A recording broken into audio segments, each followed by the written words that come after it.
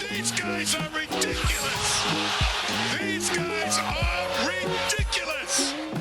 Now, how about them damn Celtics? Moving on, let's talk briefly about Jayson Tatum because, you know, he is the guy on the Celtics. Jayson Tatum scored 49 points, kind of a cheap 49, really 47 until Bam Adebayo gifted him 2 more at the end of the game against the Heat. Almost got that 50 piece, but there's not really much to complain about when it comes to Tatum this year. He's like, he'll have some rough shooting nights. It is what it is. Like, he'll shoot poorly, but then he'll go to the free throw line 20 times, or he'll have a bad shooting night, but he'll play elite defense. And he's been the defensive anchor. I wrote about it. He's playing the free safety role. He's one of the better on ball guys they have. He's guarding John Morant. He's guarding like Donovan Mitchell. He's doing everything for the Celtics.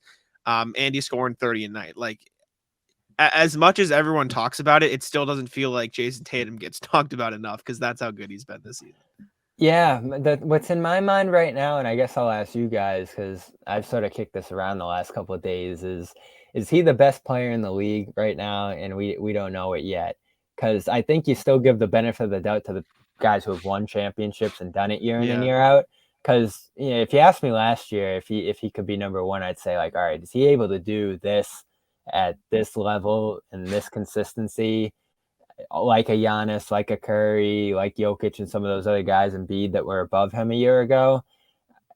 I had a tough time getting there just because inconsistency was sort of part of his game last year. He'd have those rough shooting nights or those nights where he had to learn to do other things because the scoring wasn't quite there. Now the passing's there every night. The scoring and shooting's there pretty much every night. And defensively, that's what really puts him up there for me, because some of those other great players, Giannis aside, obviously, they're not quite at that level defensively. In fact, many of them are a little deficient defensively. So that's a huge feather in his cap.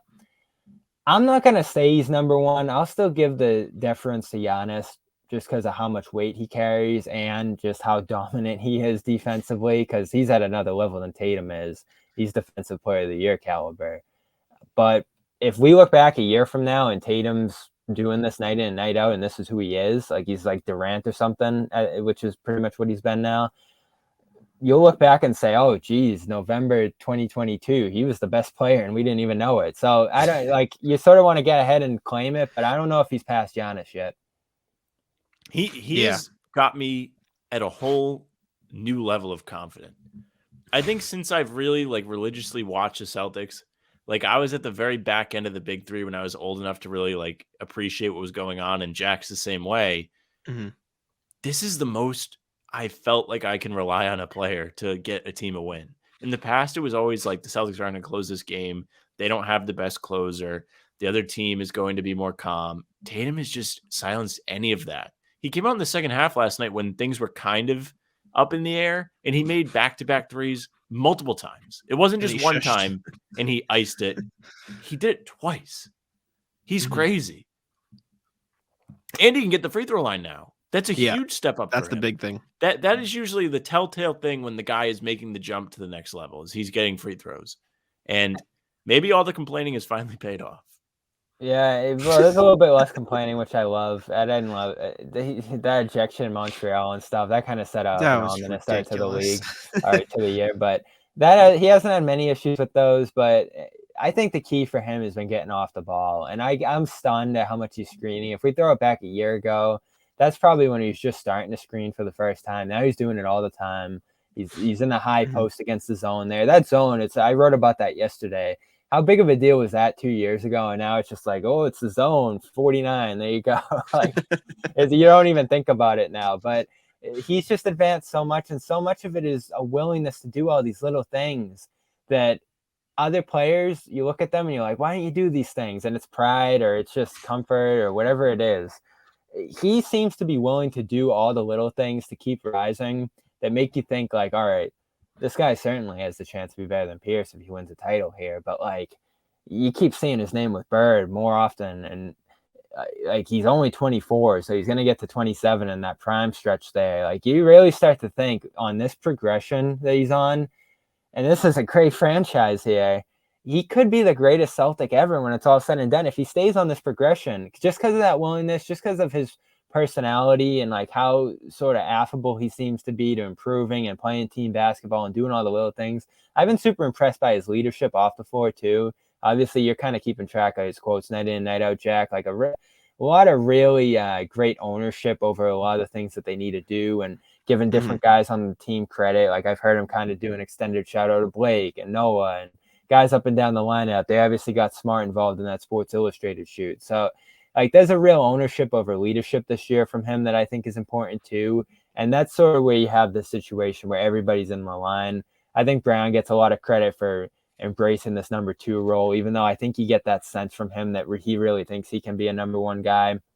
But it's the way that they're gonna win is for him to position himself into a number 2 role behind Tatum in terms of how they play.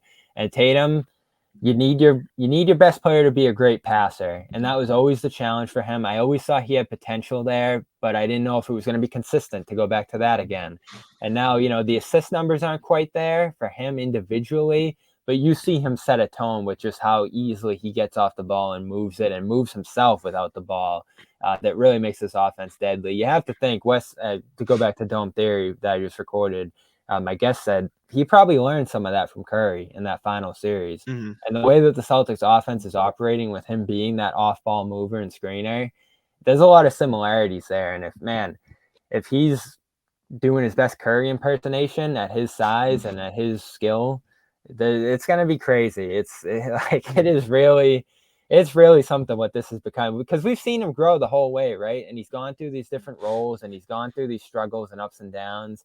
And now it's just his team, it's his city, it's his kingdom here, and he's doing a great job overseeing it. Yeah, and like you said about the quotes and leadership thing, last year it was a lot of, we got to do what we do to get better, and it was this not necessarily like short responses, but it was There's like some deference the same to response. it. Remember the captain thing Exactly. too? They tried to name captains, and he was rolling his eyes. And I think about that all the time. And, yeah, it's completely Sam different. wanted Smart. If they want to give Tatum captain now, I bet he would accept it. But I don't know. They might not want to go back to that. But like you said about the best player in the world, I think Giannis probably still gets that nod. But I had a discussion on Twitter with someone who, like, I tweeted out how Luka was like above Tatum in the rankings after the Mavericks played the Celtics, and I was like, how? Like Tatum It's just impossible. dominated. Without the defense, it's impossible. Like That's what I'm saying. You gotta play both sides to win it all, I think. I agree. And Luka Doncic is probably, I'll take away the probably. I think he's the best offensive player in basketball. Like the way he controls that team, like you take Luka Doncic off that Mavericks team and they're maybe one of the worst teams in the league. And not right? everyone it's can crazy. play that style. Like Exactly. It's Harden, LeBron, and him is all we've seen.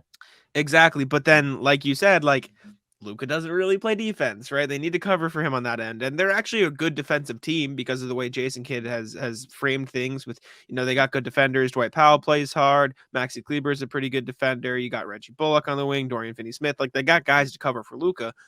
But when your superstar's not bringing it on that end, it's like it's just tougher for him to climb the rankings when people think of best player in the world. And I think over these past few years, you've seen defense get appreciated more, especially with Giannis and the back-to-back MVPs. I mean, Jokic, I guess you take a step back, but he kind of falls under the Luka category of, okay, this guy's just his own offensive fulcrum of doing everything. But I think once people start fully appreciating Tatum and the defense, and I also think it's tougher because the Celtics themselves haven't really been the best defensive team, but like if the Celtics get back to that top 10 defense, Tatum's still doing this and averaging 30 points, I think it'll be really hard for people to look at him and say, okay, he's not top 5. Because I think right now, I don't think there's an argument against him being top 5 in the NBA. He's top 5 for sure. He's got to be. Not to mention the team's top 1. Yep. Yeah. And that helps a lot. Too. Yeah. That typically helps a lot in the MVP voting too, which I think is going to be a little crowded. It always is with how many great players there are out there. Like that Curry case is going to be really bulletproof if they turn it around and he's that reason why, although they're in a tough spot. Some other guy, Ryan Barrandoni talks about this a lot, and it really isn't talked about enough. The fact that he goes on and plays every night should be a feather in his cap in that race. Like the totals that he amasses, you're always seeing like, oh, Tatum leads the league in points, like total points, and he's this and total rebounds and blah, blah, blah, blah. Those, you don't see those stats a lot because it's always per game, but those matter because so many guys just don't play. Kawhi, Giannis has nights off here. There, Butler just missed 8 straight games. Like across the league, LeBron, guys are missing all the time. Tatum's never out there. What was that game he took off? The Hornets one? Was that Wizards. it? Wizards. Wizards, which That is was big for so. him. Wasn't that so weird seeing him on the sideline in the sweatshirt? You just never see that. Yeah. Very odd, especially against Beal. Like I didn't think he'd miss a game against Beal. There must have had like So the ankle was games either played- games played should be a real big MVP boost there, and I think it will be for him. Tic-tac-toe.